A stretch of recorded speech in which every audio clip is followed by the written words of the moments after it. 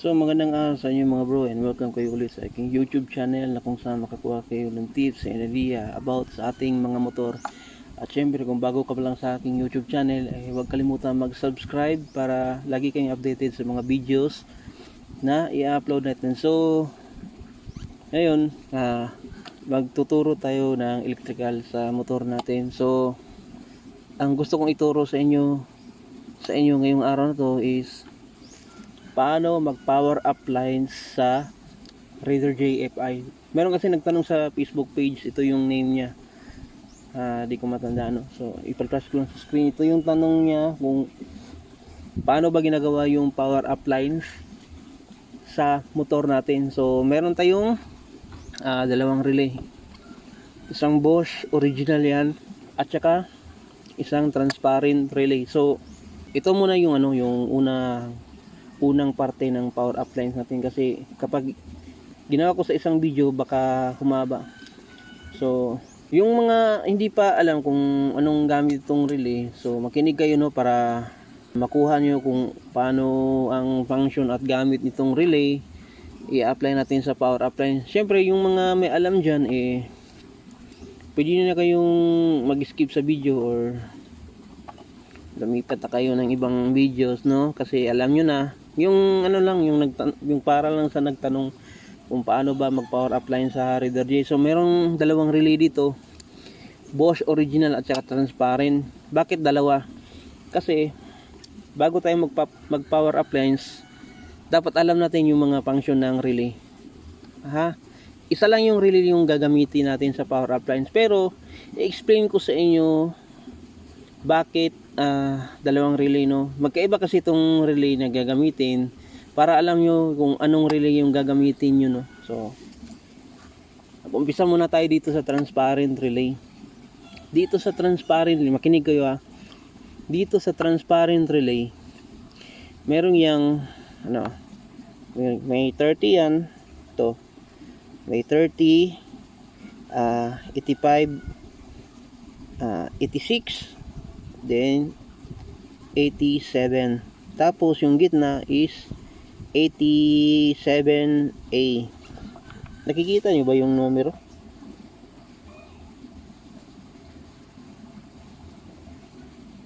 Yan, may numbers yan. Ito yung 30, ito yung 85, ito yung 86, ito yung 87, at saka ito yung 87A. So ito yung yung relay na transparent. Ang pinakaiba lang dito sa relay, yung isa, yung Bosch, nakasakit na. Pero i-explain ko pa rin sa inyo no. Ang pinakaiba nitong dalawang relay, ito may 87A at saka ito walang 87A, dalawang 87 yan. Wala kang makikitang 87A dyan. Pero dito sa transparent relay, mayroon siyang 87. Yan, mayroon siyang 87A. Yan, may 87A yan. So anong pinagkaiba ng dalawa? So i-explain ko sa inyo Ito yung 87A, ito yung 87, at ito yung 30. Kapag hindi pinasukan ng positive at saka negative itong 85 at saka 86, hindi papasukan, yung 30 hindi tatawid ng 87. So ang ibig sabihin, yung 30 at saka 87A sila yung connected. Pero kapag pinasukan ng positive or negative, or magkabaliktaran man, ito yung positive or negative, yung 30 dilipat, yung connection na lilipat sa 87A. Nagets nyo ba? Oo. So para hindi tayo magkakamali no, kung tama yung explanation ko, gamit tayo ng continuity sa multi-tester. Yan. So ang isang test probe lalagay ko sa 30. Yan. Yung isa sa 87A, yung gitna. Dapat tutunog yung tester natin. Yun, tumunog. Tumunog siya. Pero kapag susuplayin ko to ng 12 volts, itong dalawa to, 85 at saka 86, yung connection ng 30 hindi na sa 87A, lilipat na siya dito sa 87. Ito yung 87A, tsaka ito yung 87. So susuplayan natin siya ng, lalagyan natin siya ng 12 volts positive at saka negative. Walang problema, magkabaliktaran yan. Yan. Yun, tumunog. Oh, kita niyo ba? Narinig niyo ba? Oh, yun, tumunog. Yan. So susubukan na natin.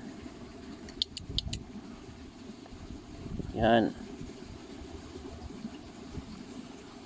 Lalagay ko sa 30. Di ba kanina tumunog siya kapag sa 87A.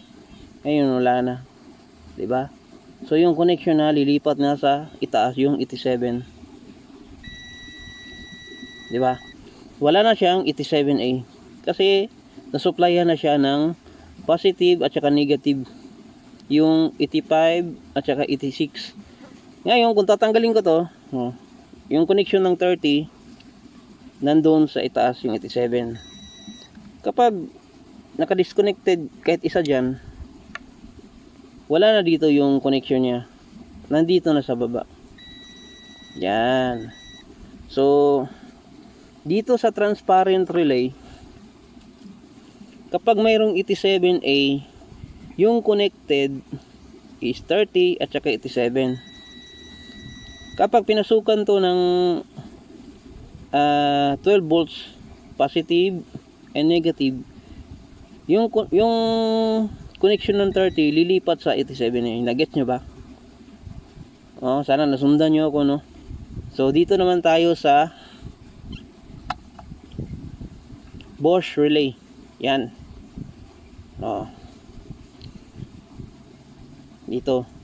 Yung 30 hindi siya connected sa 87. Wala siyang 87A, ha? Hindi siya connected. Dalawang 87 to. Dalawang 87, 85 at saka 86.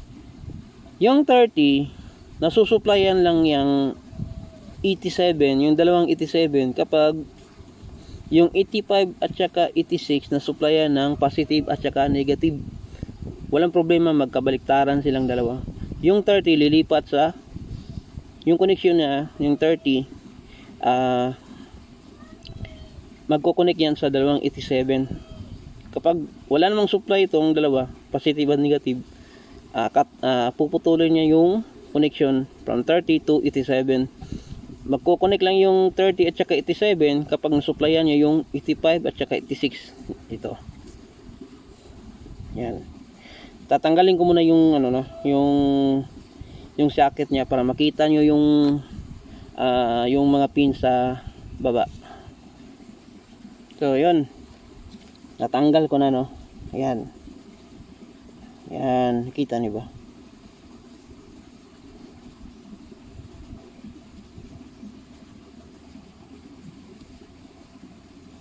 Yan,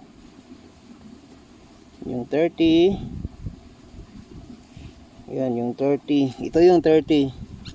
Ito yung 30, 85, 86 at saka yung dalawang 87. So dito sa sa original Bosch relay, wala siyang 87. Wala siyang 87A. Pero dalawa yung 87 niya.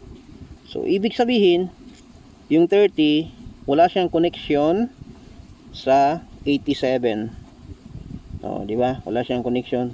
Pero yung dalawang 87, may continuity yan. Di ba? May continuity yan. Yung dalawang yung pinagkaiba lang dito, yung sa dalawa. Ito may 87. Meron siyang 87 at saka 87A. Yung dito sa Bosch relay na ginagamit sa pagpa-power up lines, dalawang 87. Oh. So ibig sabihin, yung 87A at saka yung 30, sila yung may continuity, yung may connection. Yan. Yung 87A at saka yung 30. So dito naman sa Bosch relay, wala siyang 87A. So ibig sabihin, yung dalawang 87 may continuity, may connection silang dalawa. Pero sa 30 wala sila. Gets nyo? Kapag susuplayan natin ng 12 volts negative at positive, itong 86 or 85, pwede yan magkabaliktaran ng positive at saka negative. O yan, tumunog naman yung relay. Tumunog siya. So ibig sabihin, nagpa-function siya yung nagpa-function yung relay. So try natin. So try natin. So yung 30 na mayroon ng supply yung 85 at saka 86. So ibig sabihin, tatawid na yung continuity doon sa dalawang 87. Yan. Kanina walang connection na, ngayon may connection na yan. Di ba? Ganun din dito sa gitna. Di ba? So ito dito lang muna sa sa unang parte ng video natin sa magpa-power up line. So ngayon, alam niyo na yung dalawang function ng relay. So itong Bosch relay, yung dalawang 87, ito yung gagamitin natin sa pagpa-power up lines. Inspired by Becky Works. So doon sa nagtanong, sana nakasubscribe ka sa channel ko para maturuan kita. Hindi naman ako na hihingi ng kahit anumang kapalit, willing lang talaga ako magturo sa mga yung hindi pa alam, yung mga bagay-bagay katulad nito, paano i-apply yung wirings, yung power up line sa motor nila. Ang mahirap lang kasi sa power up lines, yung iba yung connection ng park light, yung plate light, yun, yung park light, tail light, yun, park light sa harap, yun. Kapag hiwala yung connection niya sa sa headlight, yun, mahihirapan ka talaga. Minsan kasi may ibang motor na yung connection ng park light at saka headlight, isang wire lang, isang wire lang, magkasama sila sa isang wire. Yung iba magkahiwalay. So yun lang talaga mahirap sa power up lines. So sa video na ito lang yung muna kung paano gamitin yung relay, yung bawat connection. Sana nasundan nyo, para sa next video natin hindi na kayo mahihirapan, yung wala na kayong yung follow-up question ba, o baga nag-gets nyo na, kasi alam niyo na yung mga connection ng relay, yung dalawang 87 at saka yung may 87A. So alam niyo na yung pinagkaiba sa dalawang relay na to. So ang gagamitin natin itong dalawang 87, yung Bosch, ito yung gagamitin natin sa power up lines. Siguro sa upcoming video natin, ituturo ko rin sa inyo kung paano gumamit ng ganitong relay. I-apply nyo sa motor nyo, gagawing kill switch para kung ipapark nyo kahit saan, hindi kayo mangangamba na makuha yung motor nyo kasi may depensa kayo. Basta wag lang isakay ng van. So hanggang dito lang yung video natin sa araw na ito, So sa susunod na video, ipapakita ko sa inyo kung paano mag-install o mag-wiring sa Raider J, paano i-apply yung power up line sa Raider J FI gamit tong Bosch relay. So salamat sa panonood, then see you in part 2. Ride safe.